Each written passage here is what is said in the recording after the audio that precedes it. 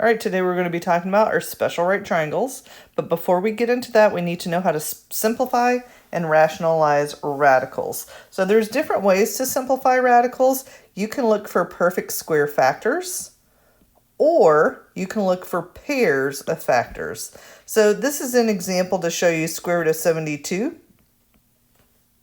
which can be factored to 9 and 8, and in this case, they're looking for pairs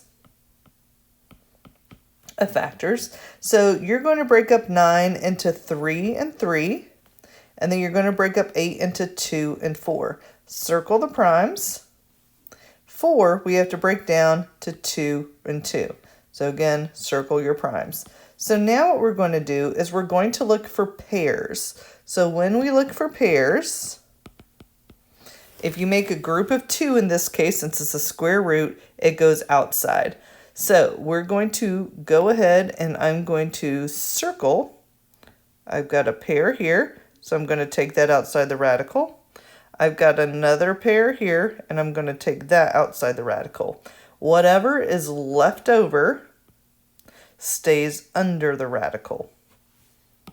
So now we take 2 times 3, which is 6, and then here, whatever is left over stays under the radical.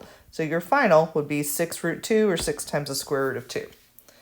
All right, so let's do an example down here. I have 2 ways to do it. I'm going to show you the first way. This is the way I actually prefer to do it, is the perfect square way, but you do whatever works for you. I'm going to try to find a perfect square that goes into 18, and square root of 9 times square root of 2. So that's really what we're doing here. Well, I know square root of 9 is 3.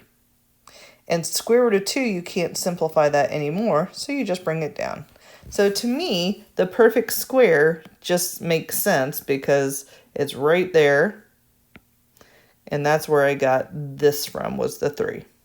And then again, the 2 was left over, oops, because we can't make a perfect square out of that. So we're just going to leave whatever is left over stays there. Another way to do it is just to factor it. So I could do 6 times 3, which is 2 times 3, and 3 is prime. So now I'm going to circle all my primes, and every time I have a group of 2, that's going to go outside the radical. And then anything left over, which would be the 2, stays under the radical. So I've got my 3 here, or my 2 which is left over, and then I've got my group of 3s that are right here. So we get the same way, same thing both ways. It's just whatever you prefer. All right, so now here, this is actually 2 times the square root of 24. So this 2 is just outside, so this is not the square root, it's separate. So we're going to just ignore this 2 for now, and we're going to go to 24. Well, for 24, I know it's square root of 4, or 4 times 6, so I take square root of 4 times square root of 6, but I'm just bringing this 2 straight down. And then, I'll leave, oops. All right, so I'm just going to focus on this right now. So square root of 4 is 2. I can't do anything with the 6. Now I'm going to bring this 2 down to here.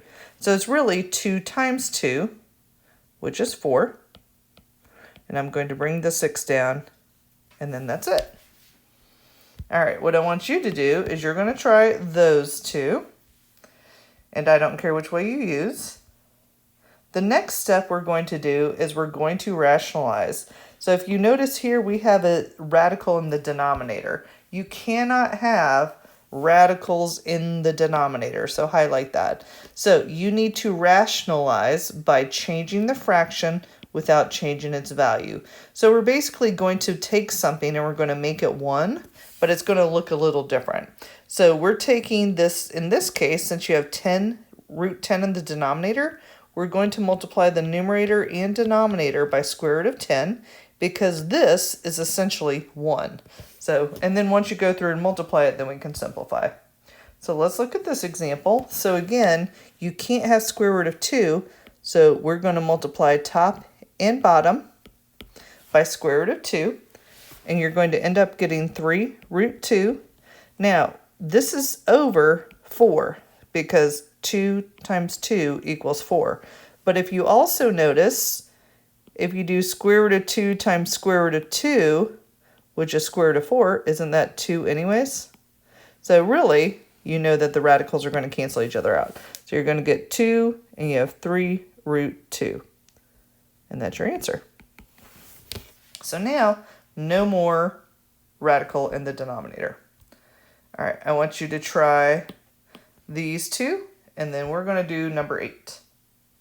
All right, for number 8, we're going to do the same thing. You can't have a radical in the denominator, so we're going to change that, and we're going to go square root of 2 times square root of 2. So you're going to get 8 root 2 over square root, oops. Wow. There it goes. Okay, because square root of 4 equals 2. So that's where I got that from. Okay, so now let's look here. Because this, we can actually simplify. So 8 over 2 simplifies to 4 over 1. And you'll get 4 root 2 is your final answer. All right, so just remember, after you simplify, make sure you simplify fractions.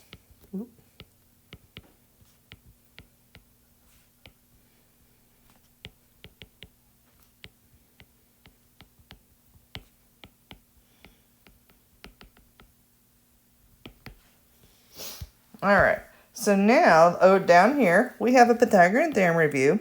So we've got our right triangle. I've got my leg, and hypotenuse, because this is across from the right angle.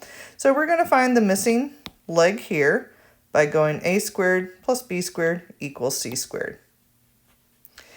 Once we go ahead and solve for that, we're going to get y squared equals 80, and then we have to take the square root of both sides. So when we take the square root of both sides, we're going to get y equals root 80. But now we know how to simplify. So what we're going to do is we're going to break down 80 into a perfect square of square root of 16 times square root of 5. Well, square root of 16 equals 4, and then that we can just bring down. So y is going to be 4 times root 5. All right, I want you guys to try that one. Now we're going to talk about a special triangle, which is a 45, 45, 90. So this is an isosceles because this side and this side are congruent from the hypotenuse. All right, so your two legs, if you notice, are the same, and we got a root 2, and the root for the hypotenuse. So if we were to say x equals 1, and that's what I did here, and then you could put whatever variable you want here, but you're going to get the square root of 2 when you solve for the hypotenuse. So really, your hypotenuse is the square root of 2 times whatever the leg is. So the formula that I remember is this one. There's also the other formula down here, but truthfully, I just remember that, and I don't necessarily need to remember that. But you can use both of them. But for me, I just do that and then just plug in what I know, solve for what I don't. So let's look here. We know these two. So right away, I know x is equal to 5 because it is an isosceles triangle. But now we need to find the leg. Now we need to find the hypotenuse. So the hypotenuse is the square root times the leg. So really, all you do is just take y, which is the hypotenuse. You take square root of 2 times the leg, which we said was 5. So y is going to be 5 root 2. That was pretty easy. Very straightforward, especially on 45, 45, 90. Now, you got to do a little bit of work here. So here's an example. If it gives you the hypotenuse and you're looking for the legs. Now, I know these two are going to be the same because it's an isosceles triangle. So what I always do is I just write the formula and then I solve for it. You could also use this formula here because we know the leg is the hypotenuse over root 2. But if you also notice, we got the same thing here. It's just that I plugged in what I knew with 10. And then now I have to divide both sides by root 2. That cancels. So I've got my x. And now I have to rationalize. Oops, I forgot to write x. X equals this at first. Now we have to rationalize because we have this. So this is your 1. And I'm going to end up getting 10 root 2 over 2 because I rationalize the denominators. Simplify your fraction, which is 5. Bring that straight down, which is root 2. All right, I want you to try that one. This one, it's a hypotenuse of an isosceles right triangle, so draw a picture, is 16 centimeters. Find the length of the side. So the side, it doesn't matter which one because these are going to be the same. So again, I like to write my formula, or you could use this formula too. We're still going to get the same thing. So I always plug in what I know. So I know this is 16. I know square root of 2 times x. So now that I've got that, now I'm going to divide both sides.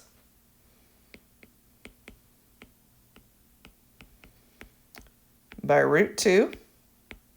That cancels out and I have x equals 16 over root 2. Well, now I need to rationalize.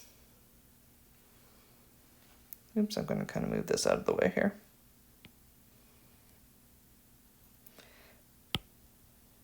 All right, so now I'm going to go ahead and I'm going to rationalize down here 16 root 2.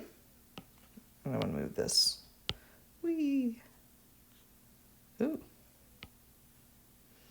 You guys get to see some iPad magic here. Okay, check this out. All right, here we go.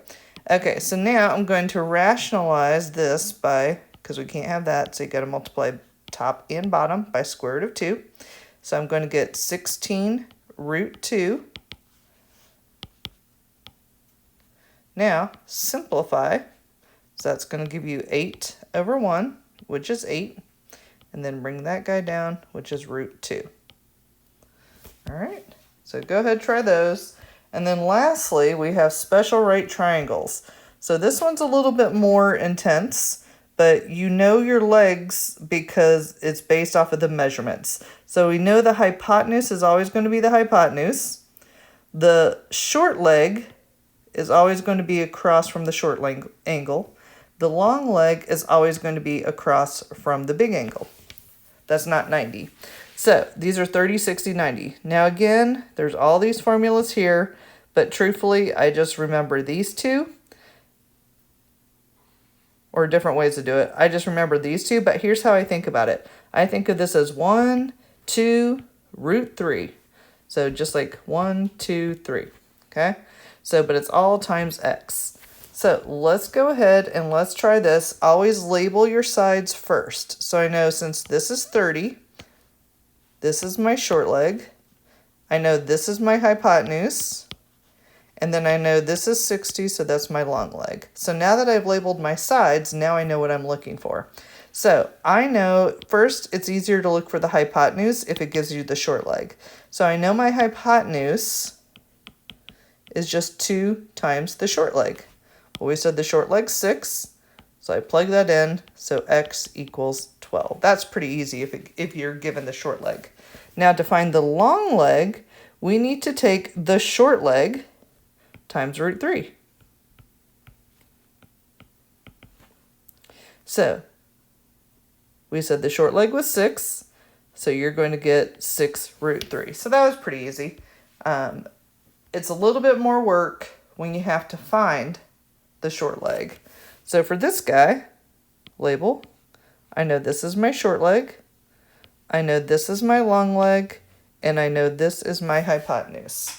So when you're doing this, you want to make sure you're looking at what you have and what you need.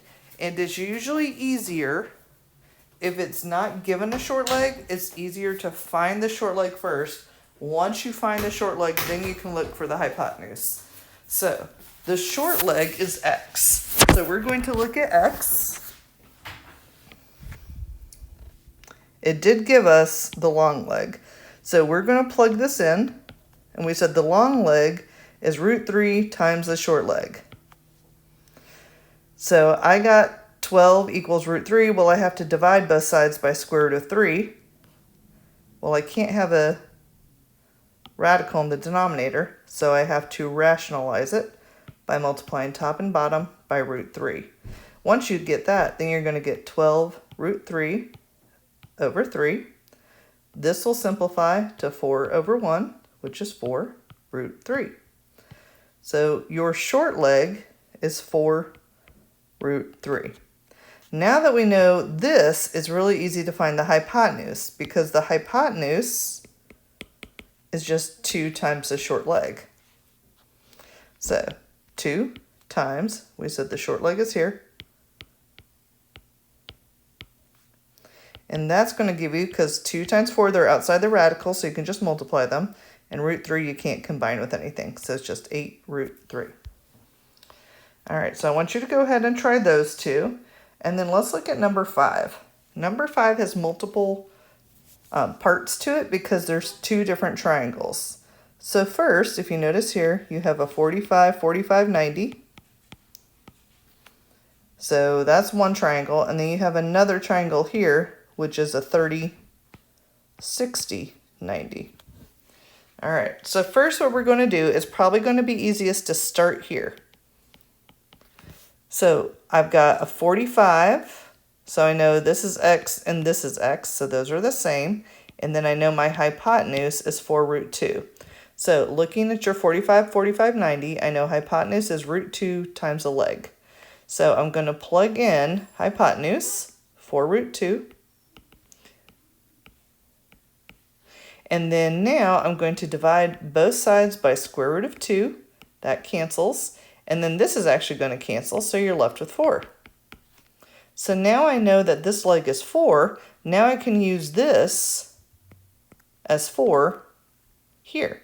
So this is actually going to end up being my long leg for this triangle. So for the long leg, we know it's long leg, and then this will be your 30. So this is the short leg. This is 90 here, so that's definitely your hypotenuse.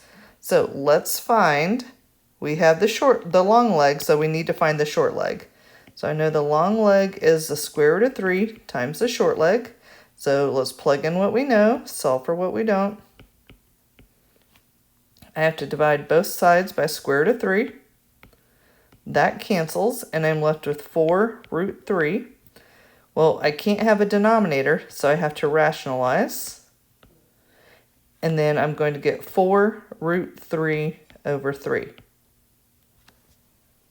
All right, so now that we know the short leg is 4 root 3 over 3, now we can find the hypotenuse. So all we do is the hypotenuse is 2 times the short leg.